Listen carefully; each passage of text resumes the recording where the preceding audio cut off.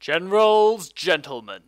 Okay, so Hey guys. now back onto the subject of bulletins. You can choose from different commanders. There's like 20 different, there's a lot of different commanders, and each have their own abilities. So you got to sort of like choose one that you think represents your play style, and one that you think would appeal to you. Each has like, some have stronger tanks, some have strong infantry, some have like a lot of artillery, some have certain abilities. Did we mention command points?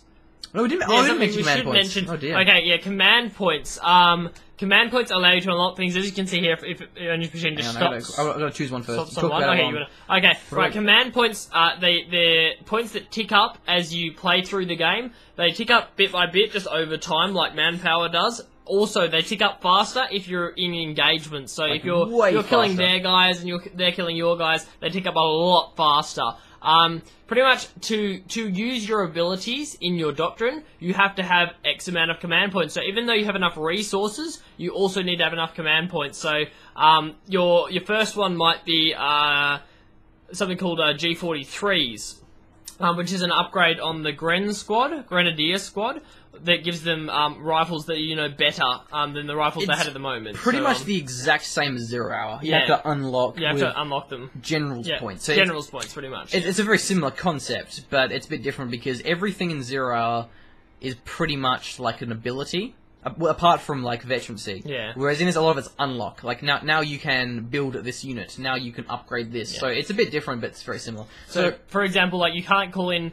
So a lot of the doctrines have late game tanks, but just because you have enough resources for it, you can't just save up and get it. You have to be playing through the game and have enough command points in order to be able to be able to call it in. Another thing, if any units in the doctrines, they call in instantly. As you can see before, there are build times on the units you actually build from your structures. Whereas in the doctrines, if you call in a unit, it comes in straight away. There's no build time. Yeah, but usually they're pretty specific. Like they're for a specific reason. Whereas like shock troopers are really good against infantry, but they have no means of dealing with tanks. Where conscripts have like anti-tank grenades and stuff. And grenadiers get Panzerfausts. I didn't actually dodge them. Oh, let's go over dodging grenades. Oh yeah, we probably should as well. Basically, whenever you like throw a Molotov, as you saw earlier, or like throw a grenade, you can like physically and literally see the guy get up and go, huh, huh. And then throws it, and it travels through the air. So a good Soviets throw Molotov. So a good German player would move the squad away so they don't get hit by the Molotov. That means the other person's wasted munitions, which you don't really want to waste them because you use them on other upgrades. And so they're taking less damage, so they have a better chance of winning the engagement. Yeah, which I'll probably show you. Because I like to consider myself a good German that knows how to dodge a Molotov or two. Yeah, he's a pretty good German player. Something we should mention is PwnageMachine is a really, really good Soviet player as well. What are you ranked at the moment? I mean, well, at the moment, it's a bit of a losing spree, so I'm not quite top 50 at the moment. But and that's top 50 in the world, guys. Like, he's a really, really good player, which means he's got a good idea of the strategy if you want some idea of, like, where our... how to play Coh in a nutshell is coming from. He's a really good player, and I've been learning off him for a while. He's a little protege, so. Oh, thank you. We're searching at the moment for. There's not a lot of people kind of online at the moment, but we're the searching. Time zone sucks. It does. It sucks a lot because everyone, including you guys, are probably sleeping or at work. We're searching as Germans for the moment, so we'll be playing Germans. Oh yeah. You can't do like mirror matchups. There's two factions, Germans and Russians. Yeah. You can't mirror match up. Like, you can't have Germans versus Germans and Russians versus Russians. And it'd be dumb. It'd really suck. Basically, like, the factions are designed in a way that they're, like, really unique. Like, they're so sort of different. And they're designed and balanced around each other. You can do mirror matchups in like custom unofficial play, but it's dumb. Like it's silly. And also, just while we have a chance, while we're still on the load screen, on the right hand side you can see the different maps that it's possible to play on. These little red bits here mean that PwnageMachine has said, I do not want to play on this map because you don't want to play on Lungraskaya. It's just a... Some of them are pretty unbalanced. Yeah, some of them are unbalanced maps. There are 2 spawn points on each map, say if you're playing a 1v1. So you can either spawn on this spot or this spot. As you saw on the last map in the tutorial, PwnageMachine spawned down the bottom and I spawned up the top. That's not set. You can spawn in either spot. So some of the maps, one of the spawn points might not be as good as the other. In this case, PwnageMachine has unticked these maps. You can untick 3 at a time in 1v1s. And of course, there's more maps up here for 2v2s, which can play 3v3s, and also 4v4s. Yeah, Lungoskaya, like, North is really unfair, and Don River is just a terrible map. It's just a really bad map. So there does give you the option to... Get Keen! Igglund! Oh, Igglund! I'm he's pretty really sure good. this guy is good at this game. He is good at that game. Okay, I'm Wow. gonna get destroyed. This guy's gonna rip me. because Callum doesn't... You don't really play Germans that much, do you? No, I'm not good at German. This guy's, like, really good. Okay, well... What's the doctrines you got? He's got the KV1. Oh, it does do. The defensive one got a with lot like of the cons Dishkas. Yeah. So he's probably starting 4 or 5 cons. Man, Go. I don't go even just- sound. Go like. Hang on, I gotta put my spam. headphones in. Yeah. Alright, you gotta talk. I'm gonna have my headphones, man. Alright, so PwnageMachine is playing Germans this time. Germans start by building their first building straight away. So this is the infantry company, which will allow him to build other infantry units. From his command center, he can't build like conscripts, as you saw before. He can only build pioneers, which is the German equivalent of the combat engineers you saw before.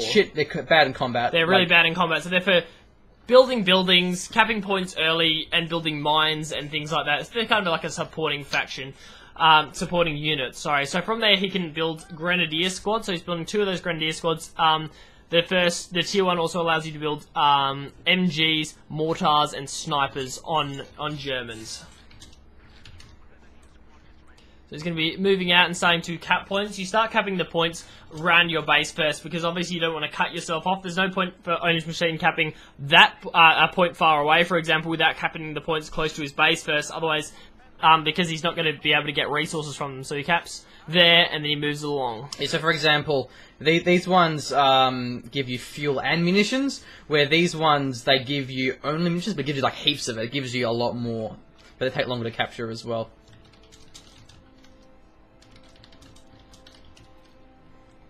Does indeed. So yeah, Grand Squads are going to be moving out here. The early game is pretty uneventful. Yeah. To be honest, it's not really like Generals, where at this point, if you're not having a tank engagement, you're terrible. There's no Chinook dropping. Yeah, there is no Chinook dropping in Company of Heroes. So each team, the opposition, Callum's opposition, will just be capping his points as well. So you kind of cap your half a map. He caps his half of the map, and then you start running into each other. It's a unit positioning then that actually matters. Yeah. There isn't really half of the map. There's like different sides that you can go. You can go wherever the hell you want. Because it's sort of like up and down rather than like left and right. It's all over the place. It's just a massive map, and you just cap points wherever the hell you feel like capping points, as long as they're all together. Yeah, we're having a little chat here between Friendly game banter. Igglund and PwnageMachine. Always nice to say. There's a lot of good luck, have fun in Company of Heroes. It's actually it's a very good community. Everyone's really polite to each other, and things like that, which is pretty fantastic. You can see here, Callum has capped, so he's got 2 grenadier squads together. Only 1 conscript squad, even though no, he's got 2 conscript squads there, so PwnageMachine's in a bit of trouble there. That's what you want to do. When you start getting to these engagements, you want to have more units than your opponent has units, and you want to be in better cover as well. In that engagement, we saw Igglund already had his units behind cover, and he had 2 conscript squads. There's no point PwnageMachine running into that, because he's going to start losing models. So I'm going to decap his fuel. Yeah, at the start of the game, Grenadiers and conscripts are fairly evenly matched. Say if they're both in light cover and they both get there at the exact same time, it's a bit of a luck matchup. There's a bit of luck It's all about involved. cover. It's basically about cover and micro. It's all about... There's a lot of luck as well in Company of Heroes as to whether you lose models. So as you can see, there's 4 models on these Gren squads, but 6 models on the conscript squads. If Callum loses a unit... He's going to mortar barrage this point. And he does just cap it in time. If Callum loses a unit, his damage per second is cut to 75% because he's only got 3 members as opposed to 4. If the Soviet player loses a unit, he gets cut to 5/6. Because obviously he's got 6 members, so it's the damage per second is split into 6. And PwnageMachine, why did you not dodge that Molotov? Why did you not dodge that Molotov? PwnageMachine, please. Okay, I got destroyed there. Yeah, it did actually go with that grenadier. I did cap his fuel though. He's got no fuel. He's going a very heavy build. Dodge the Molotov!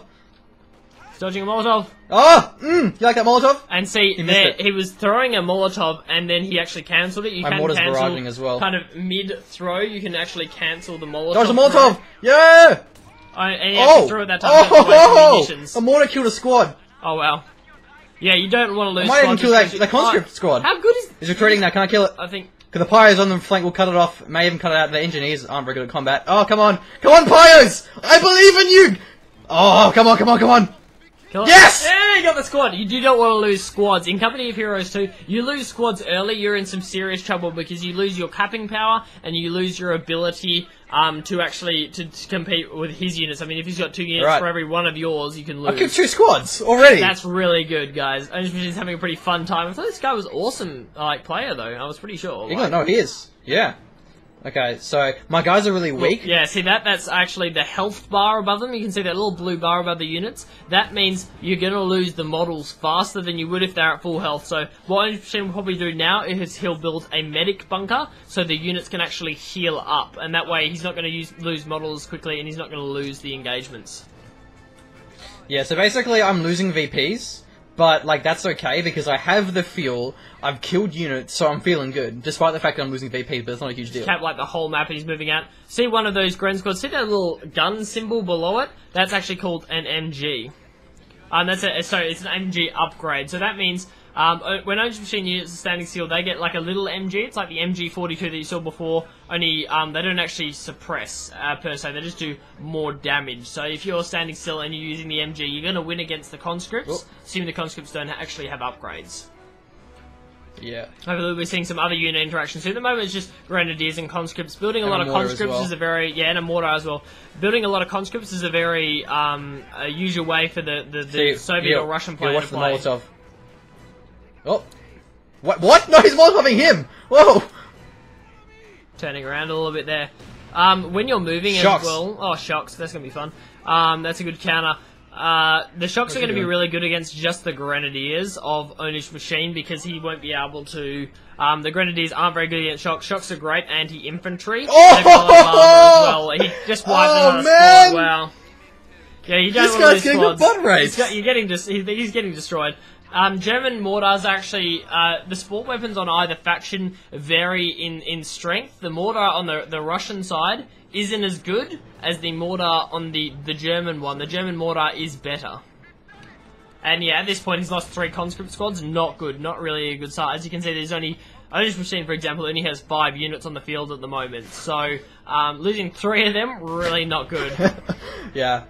PwnageMachine's having a pretty fun time. Yeah, basically he's got shock troopers. Shock troopers are really good at infantry. He's going to demolish my Grenadiers. So what I'm going to do, I'm going to go for a half track and get the flamethrower upgrade so that I can just demolish his shock troopers. Yeah, because shock troopers, again, they don't have any anti-tank. Yeah, they're PPSH cons. They're PPSH cons. So PPSHs are just adding a couple of submachine guns to your conscripts. Again, that's going to give them a damage buff. So against just the normal Grenadier squads of PwnageMachine, the conscripts will, of course, win. This is a Pioneer squad. They're going to get shredded by the cons. I'm surprised they're not already. Like, because the conscripts have so much more damage than the pies actually do. So here we see the half track moving in. That's the mortar in the back lines. Yeah, it's a little bit stronger than the scout car you saw earlier. It does have a little more health, so won't die quite as easily. But it's not as strong as a tank. It's not a tank. It is a vehicle. So we're getting the flamethrower upgrade. It costs a lot of munitions though. Yeah. German player relies pretty heavily on munitions because they have a lot of different upgrades. For example, the MG upgrade you saw going into the Grenadiers before, that cost 60 munitions. 60 munitions is quite a lot. So we're going to see... back off a little bit here. Oh, he's got 18 ads. So 18 ads is about a 20 fuel upgrade. So it costs quite a bit. And also it allows them to throw 18 ads, which can damage the engine. And they got good penetration in the half tracks because the half tracks don't have a lot of... armor. You can see even just the standard rifles the mortar of the conscripts are going to start chipping away slowly at the half track. Shocks are moving in as well, so probably might even go for a nade here. Here we go. Here's a flamethrower. Flamethrower upgrade down. That makes it ridiculously good against those shock troopers. Look, he just lost 2 models straight away. Catch you later. Single burst, absolutely crazy. So let's see. PwnageMachine repair that half track, get it moving again. Once the engine disable, so I can't gets rid of it. Yeah, so he has to repair that one because he can't actually move it out at the moment. We'll see what his opponent actually goes for to counter that half track. It's all about countering.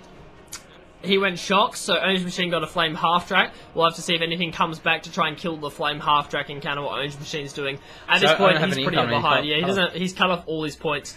That's another thing. With a lot of conscripts, it's really easy to cut off the Germans' points because you can just move around the sides and flank, whereas Germans rely on staying all together. Bad mortar. Mortar doesn't want to be running in there. No, he doesn't. So because of the low health of the half track, it will repair quite fast. It does move a mine there. It will actually repair quite fast, as you can see. The MG Kill the crew. Kill the crew. That's weird. Alright, rifle nade going in. Oh, no. Okay, yeah. So rifle nades are the German version of a Molotov, and they have a lot more. They have a lot more range, and they do more damage in cover. They're a little bit different to the Molotovs. They don't have a burn or anything like that, so work a little bit differently. This is an MG. The orange machine setting up. That's got good suppression, but the shock's moving in now. Oh, and that's his own mortar. But now the flame half track's moving in, and what orange machine wants to do is stay out of range of those conscripts. Oh, they got wiped by a single mortar shot. That's unfortunate. This guy isn't having the best of luck at the moment, and we'll see the shocks just retreat straight away. The flame half track has good chasing potential because it moves faster even than the retreating shock squad. This mortar has 13 kills. It's absolutely crazy. It's normally not that accurate, and it shouldn't get squad wipes like that. I mean, it's a bit... Yeah, if you've got 3 conscripts still in the field, you're not really going to retreat it normally. So, yeah, it kind of sucks for his opponent, but Orange Machine's balling pretty hard now on the Germans. What are you going for? A P4 or something? I'm going to go for Ostwind. Ostwind, okay. So, an Ostwind, yeah, it's a good idea. I mean, you're not going to lose on tanks, are you? He's so behind a few of the rifle nade. Yeah. So, rifle nade is moving in, so you see Orange Machine launch that rifle nade. Ooh, he didn't move into the cover that he thought he was, but, what was that? Yeah, so the shocks are still within range of that flame half track there. You see, they're just melting through the shocks. He's probably going to lose another member of that squad, I'd say. He might even lose it. See, the flame half track is firing in bursts as well, so it's going shh, shh. You just want to move away from that because there's no way for the shocks to actually deal with that flame half track. I'd say he's probably got enough fuel for a T-30. No, probably not yet. He hasn't actually gone for any like fuel upgrades, but he did go for those AT nades, and we see Orange Machine throwing down a mine here as well. That's gonna the German mines cost more munitions, but they are a lot more powerful. So that's an anti-tank mine or a Teller mine. Talk about veterancy as well. Okay, yeah, veterancy on units is important because it gives them buffs. It varies based on different units. At Vet 1, all units actually get an ability. For example, for Grenadiers, they get... What do Grenadiers get? I'm going to use it now. Huh? You're going to use it now, are you? Infantry awareness, it looks for nearby infantry on the map. Okay, the half track, yeah, so infantry awareness looks for nearby infantry, goes to kill them, so it's searching around there. Yeah, they get different upgrades, so I think his mortar's Vet 1 now, so they get counter barrage. I know where he is because of the infantry awareness. So if the Soviet player had a mortar, Countless mortar would be able to find that mortar and shoot at it because it gets counter barrage. They also get increased stats, so it could be, for example, on a Gren squad, I think it's increased fire rate. Kite out of the 18 Yeah.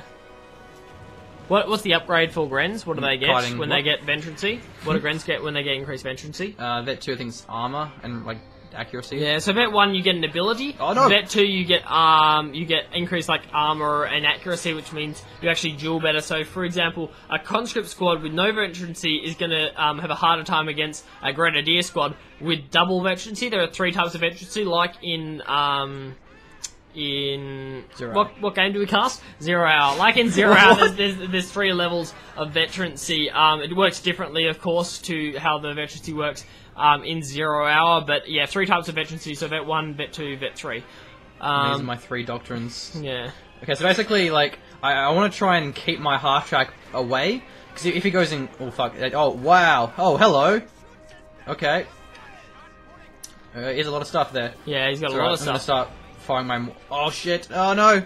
So that's the AT gun is actually setting up, and that can do really, really big damage to the flame half track, but it got out of range and it missed. The AT gun pretty much on side armor would have almost killed the flame half track. Righty. So the MG is just going to be setting up moving forward, so it's really good to set up an MG, and you can just leave it there, assuming the Soviet player doesn't know and they can't flank you, because it'll set up, and if he just runs a conscript squad straight into the MG's firing arc, it'll just get suppressed. That's a pack as well. No, the AT gun's there firing away. I killed it with my mortar barrage though.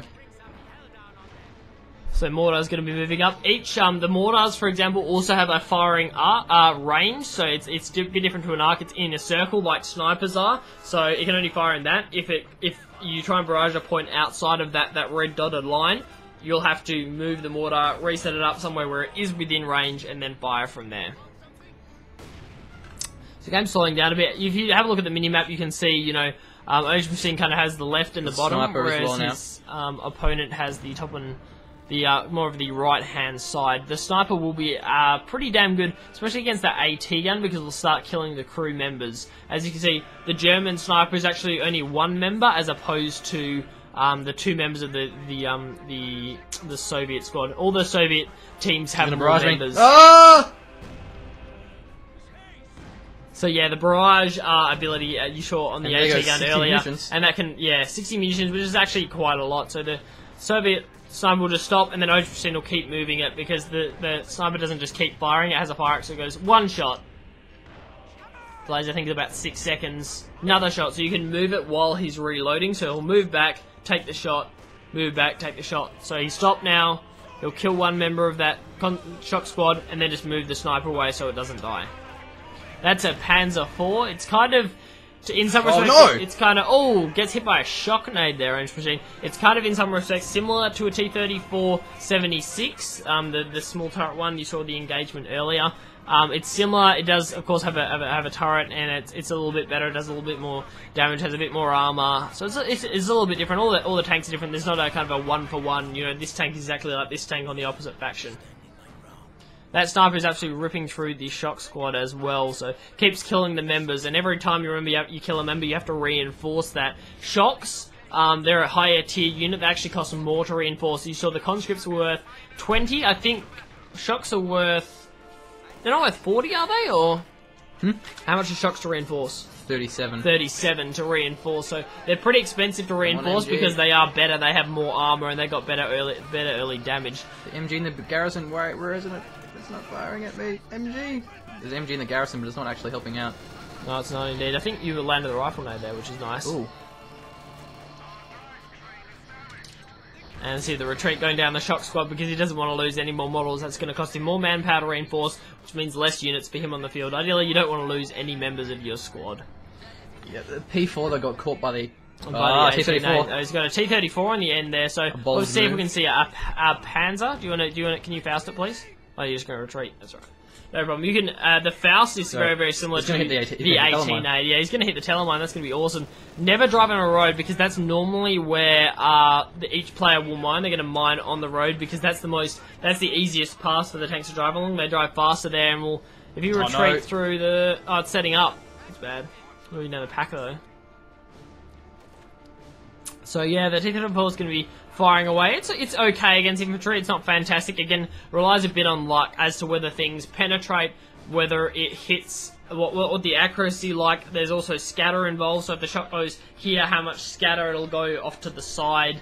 There's a lot of factors to consider. See, he's moving out the Grenadier squad. He's going to use his supporting weapons to support it. So he's moving the sniper in. So it'll, for example, there's a conscript. Oh yes! Oh, it ran you got that one!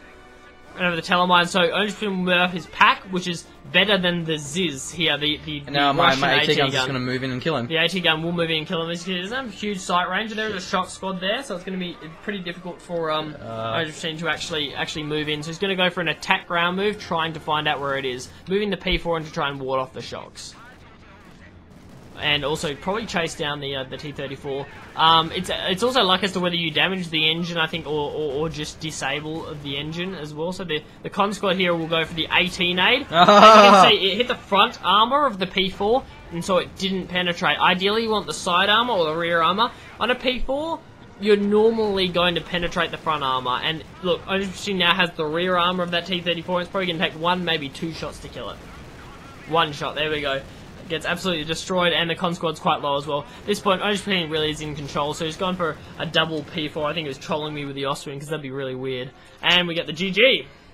Yeah, I got too much fuel, so then I could rush those Panzer IVs, and he just had nothing to answer. Because he didn't have enough fuel, he had no way of building enough tanks. He got his T-34 in the end, but that tank is not very powerful compared to the Panzer IV. Yeah, so by controlling the fuel, PwnageMachine controlled how much tech his opponent could actually go for. He couldn't go for a lot, therefore PwnageMachine had better tanks, which means he wins the game. That's pretty much the turning point. Is how much fuel do you have? Because if you can't tech up to match your opponent, that means you're probably going to lose. And you can't take in all the fuel points if you lose squads, and he lost A lot of squads, which is something you really shouldn't do. You should be retreating. You should be watching your retreat pass. A couple of times you saw PwnageMachine actually move squads into the retreat Those path. pyos. So yeah, those pyos, for Pyos. example. So he was attacking with his con squads, and then his opponent retreated, and he was fine because he got out of range of the conscripts. But behind, in his retreat path, the retreat path is pretty much from wherever they retreat from, they'll just run directly back to base.